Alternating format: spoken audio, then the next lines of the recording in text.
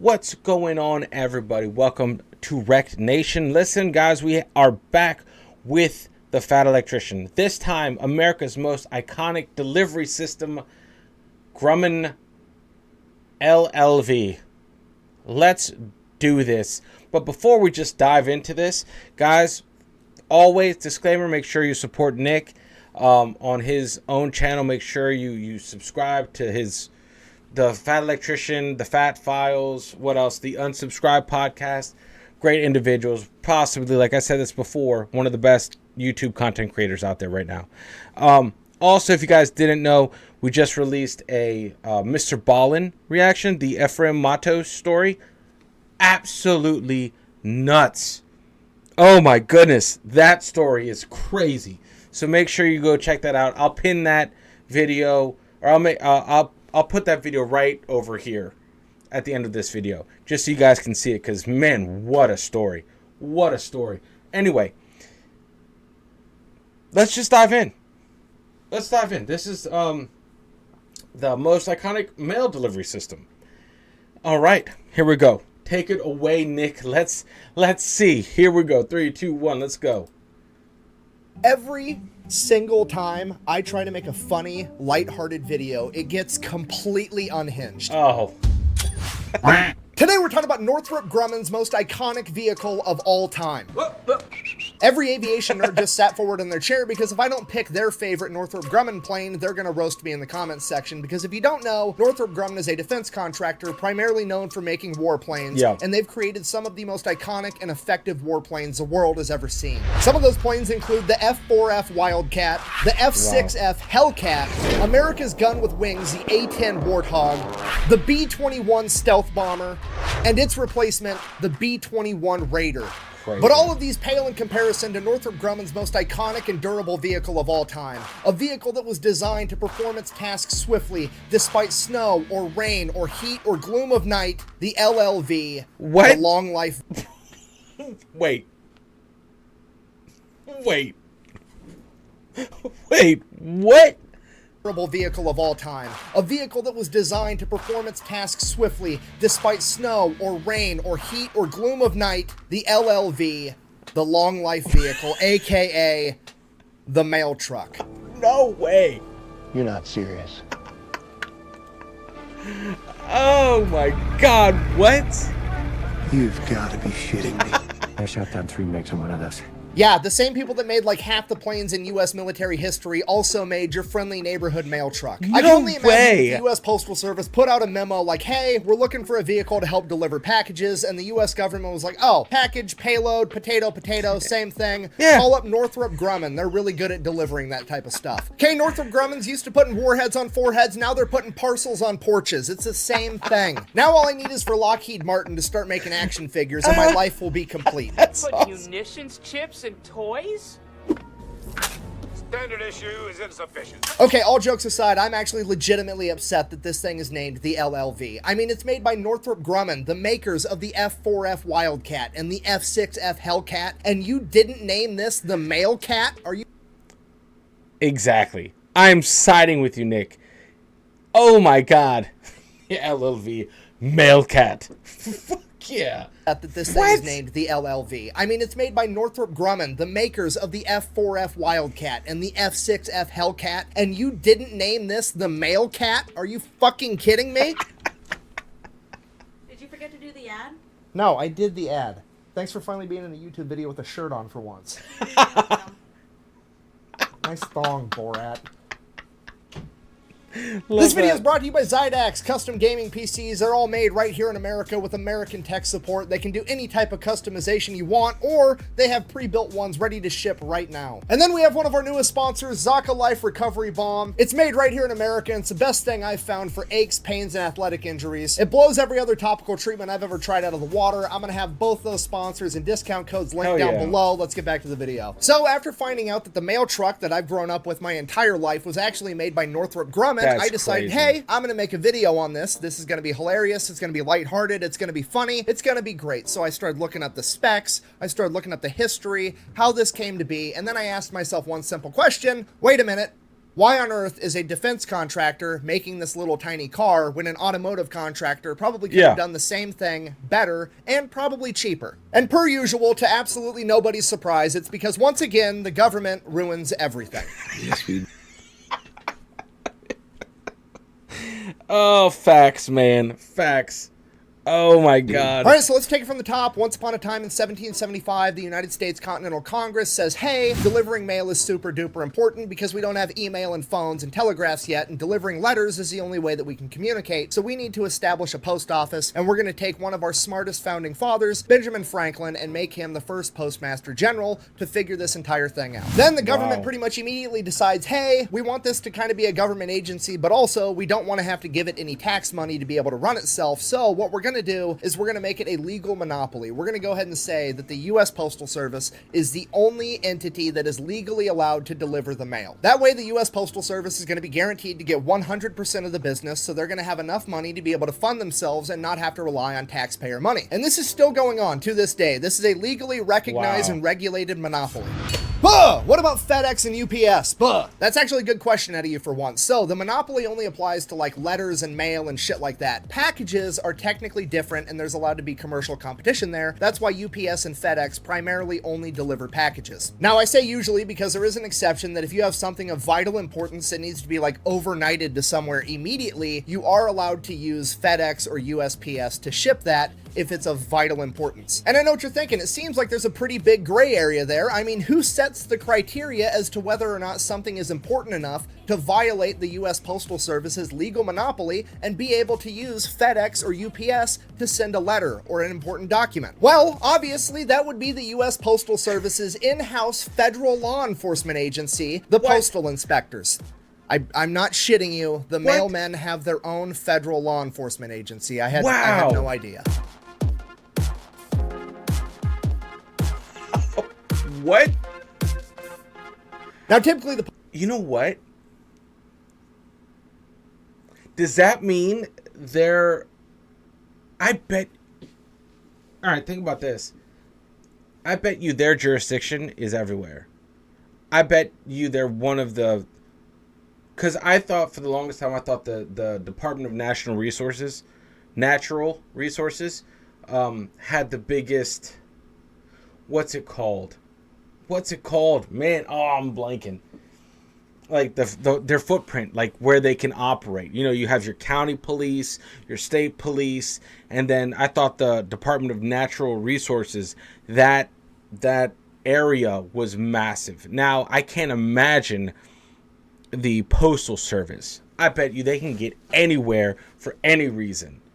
Like, that's crazy. Jurisdiction is what I'm trying to say. Jurisdiction.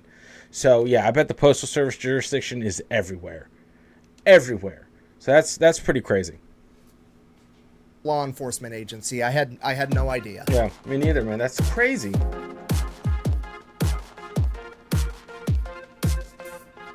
Now, typically, the postal inspectors are doing really great things, like making sure that people aren't sending bombs or drugs through the mail, or investigating people that have had their mail stolen, which, if you didn't know, is actually a federal crime. And back in the day in 1775, when the post office and the postal inspectors were founded, Congress levied the death penalty for stealing mail. And while that's all fine and dandy, once in a while, the postal inspectors get a wild hair in their ass, and they decide that they are going to enforce their legalized monopoly. Wow. For example, back in 1993, a big company called Equifax was using a private courier to deliver all of their mail, not just their packages. And because of this, the U.S. Postal Inspectors launched an armed raid of their company headquarters, determined that their mail wasn't important enough to be overnighted, and that they were legally required to use the United States Postal Service, and then gave them a $30,000 fine. Yeah. If you live in America and you run a business and you decide that you don't like using the United States Postal Service and you're going to exclusively try to use like FedEx or UPS or something, there is a greater than 0% chance that armed mailmen in body armor will show up to your headquarters and raid your business, tell you that's illegal, and then give you a fine. Okay, do I want to talk shit right now because that seems absolutely insane and ridiculous? Yeah, a little bit. Am I gonna? Absolutely not, because they know where I live, okay? Yeah. I didn't know they existed until yesterday. yesterday, and already Special Forces mailman is on the top of my list of people I'm not gonna fuck with. So everybody kind of already knows that being a mail carrier is a government job, but most people don't understand to the extent that the U.S. Postal Service is its own government entity, so much so that it necessitates its own federal law enforcement agency. That's so crazy. Going back to the Grumman mail cat and the actual physical transportation of the mail, it always just kind of went with the times. Back in the 1700s when they were founded, it was delivered on horseback. When cars came out and they became more and more common, the post office began using more and more cars. So the U.S. Postal Service would just acquire whatever cars they needed whenever they needed them, and this went on for decades. But by the 1930s and 1940s, it was becoming a huge issue because the USPS had acquired a ton of different cars. They were all different makes, all different models. They all drove different. They all had different carrying capabilities. Wow. They all required different mechanics, different parts. It was a huge logistical nightmare for this enormous fleet of vehicles. As I'm sure you can imagine, it would be like 100 times easier if all of the vehicles in the U.S. postal fleet were the same exact thing and all had the same capability, requiring the same replacement parts, the same type of mechanics, and you could teach all the postal carriers how to drive one vehicle and one vehicle only. So at the end of World War II, with hundreds of thousands of Americans returning home and looking for jobs, the United States Postal Service recognized a very unique opportunity with the Willys Motor Company Jeep. Because the Jeep was being used by the U.S. military, there was already a ton being manufactured, and a lot of the people returning home from the military already knew how to drive it. There was a ton of people qualified to work on them mechanically, and there was a ton of excess parts around. And with the military downsizing, there was a huge surplus of them, so it was a perfect fit in pretty much every way. It is a rare case of the government doing something 100% right, and the United States Postal Service adopted the Jeep as their primary vehicle. And that worked for like 40 years, but as the U.S. got bigger and bigger with more and more people, and people started sending more and more mail and more packages, the capacity that the Jeep could hold simply wasn't enough, and the United States Postal Service wanted something that was capable of carrying more mail. But you have to remember, this is a government agency, and they can't do anything simple when it comes to getting new equipment, so they can't just go over to like Ford or Chevy and be like, hey, build me a new mail truck. No, they have to figure out the exact specifications that they're looking for, and then they have to send it out to all the government contractors so that they can all put a bid in on it. That way the government contractors can come in, do the exact bare minimum, and make a ton of money. I mean, let's just look at the LLV, for example. They wanted this thing to weigh a maximum of 3,000 pounds. Guess how much it weighs? Exactly 3,000 pounds. They wanted it to be able to carry a minimum of 1,000 pounds. Guess how much it can carry?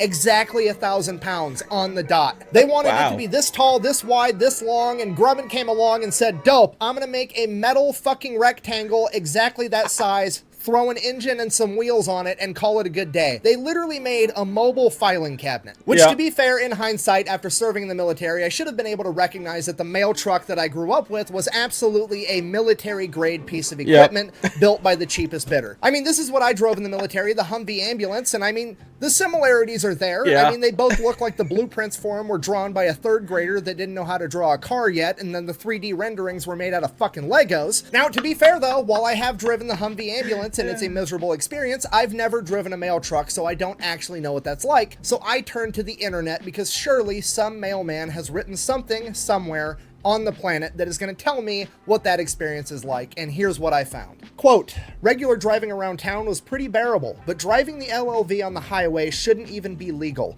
I've had to do it a few times, and those times were probably the most terrified I've been while operating any motor vehicle. Riding a motorcycle over 100 miles an hour? No problem. Merging onto the highway in a mail truck? You couldn't pay me to do it again. The sluggish acceleration, deafening noise, and harsh vibration were all bad enough. But knowing the body of the vehicle would crush like a soda can in an accident is what made it such a frightening experience. No, I was right, because that is to a T what it's like to drive a military ambulance. I got one of those things going 75 one time thanks to an enormous hill, and it felt like I was re-entering the Earth's atmosphere as everything that wasn't strapped down rattled out of place and started falling to the floorboard. Now, I don't know this for certain, but driving a Humvee or an LLV really fast kind of seems like anal beads, you know? The faster you go, the bumpier it gets, and if you go too fast, there's gonna be shit everywhere. What did he just say? Brian, this does not seem appropriate to watch in front of the baby. Now, to be fair to the Grumman mail cat, is it a turn? Oh, man. So eloquently put, Nick. So eloquently put. You go, the bumpier it gets, and if you go too fast, there's gonna be shit everywhere. What did he just say? Brian, this does not seem appropriate to watch in front of the baby.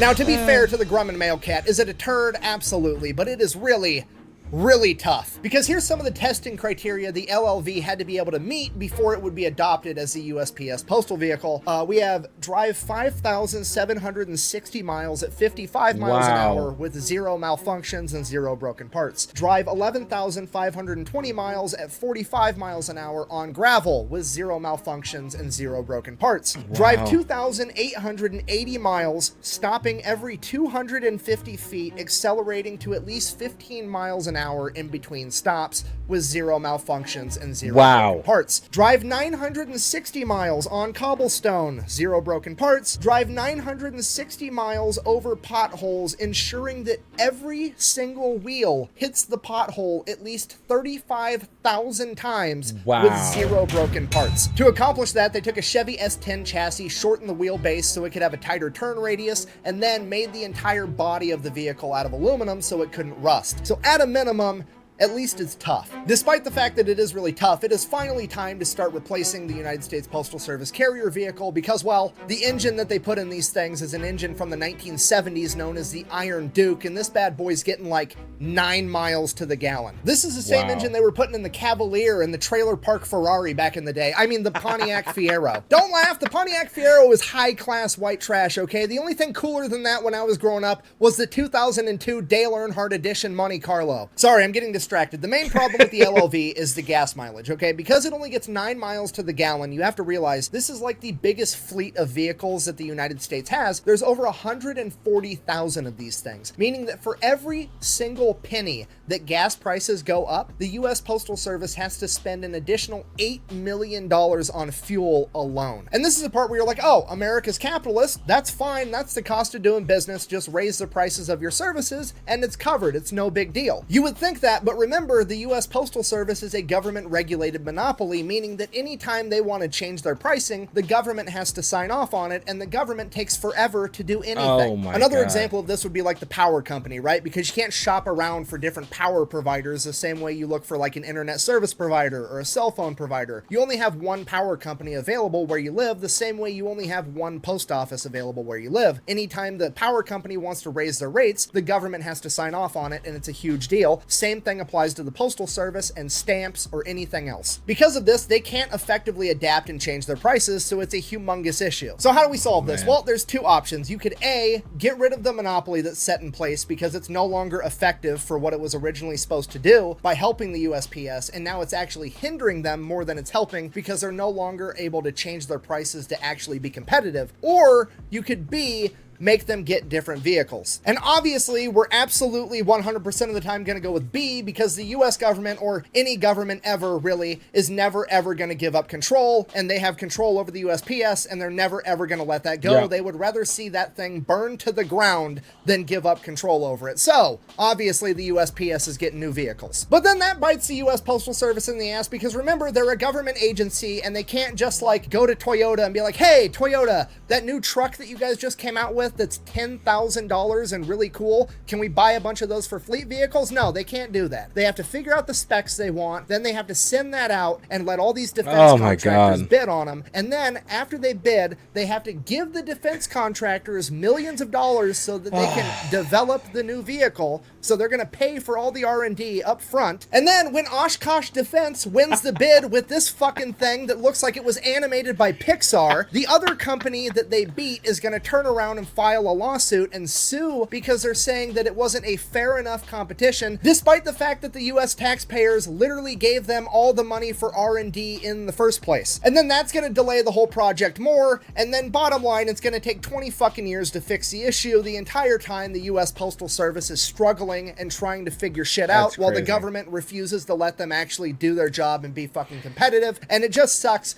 because the US Postal Service is sacred. There's nothing more sacred to society than the mailman. All I wanted to do was have a happy, lighthearted video because I thought it was funny that Northrop Grumman was making mail trucks, and now, after researching it, I'm gonna get upset every time I watch my mail lady deliver the mail because I'm gonna recognize that she's wearing a parka and overalls inside of her vehicle because the heater barely works, because she's driving a 40-year-old mail truck that's a piece of shit, because the government fucks up everything they even get near touching. So in conclusion, I guess that's the story of why mail trucks trucks are made by defense contractors, and if you're a mail carrier, I've always appreciated you, but I'm gonna be honest, I have another level of appreciation for what you do, man. because I truly, God. genuinely had no idea the levels of bureaucratic bullshit that you had to hurdle on your way to get mail into my mailbox, so thank you. Man. Seriously, thank you. Best That's way to support awesome. the channel is go buy some merch over at thefatelectrician.com. Quack bang, out. Nice. Man, I didn't know that. You know, That's the more crazy. history I read, the less I trust the government. And maybe, just maybe, that's why in the American education system, they emphasize math and science and English way more than they emphasize history. Ooh, yes. Hey, I'm with him. I'm with him. That is not even a tinfoil hat moment. I'm with him. I echo that sentiment to a T. Absolutely crazy they had to go through that. They have to go through. They're still going through that. I've always wondered who makes the mail trucks. When I say always wondered, it wasn't like my top 5 questions that was just rattling around in my mind. But it's always interesting to see, like, who makes the mail trucks? Northrop Grumman? What? Oh, man. It's so true. It's so true. Guys, the government, man, anything they get around, just, they fuck it up. And it's amazing how well they fuck it up. Like, they go leaps and bounds beyond just normal fuck up. Like, they're like, let's make this shit make no sense for anyone involved. All the bureaucracy, all the, like, oh my God, they just overcomplicate anything. And if you start working for the government, you know, let's just dumb it down. Let's say like a teacher. If you're like, I have this idea, we could do this, implement this in the curriculum, and this would make more sense. Yeah, good luck. You're not changing shit. It's broken. It was made to break. Made to break, and they will, like he said, they will rather watch it burn than fix it or get rid of it. That's just how it is. Anyway, guys, another great video from Nick. And guys, this was just awesome. Onwards and upwards to the next video. Let me know what you guys think about this. I definitely appreciate the mail lady that comes over here to our house, delivers our mail. She's awesome. And you can just tell it's the mail system is in need of repair. It is in need of repair for sure. But anyway, I didn't know a lot of stuff that he touched on, but now I do. And that's kind of why we're on this journey. It's just like kind of learning. And Nick has this great way of like including his comedy and his one-liners. And it's just a great storyteller and honestly full of information. So guys, thank you so much for rocking with me. Thank you so much for rocking with the channel. Make sure you unplug. Do something legendary, guys. And make sure you check out that Mr. Ballin video. What an amazing story. What an amazing story. Anyway, much love, guys. I'll see you all in the next one. Later.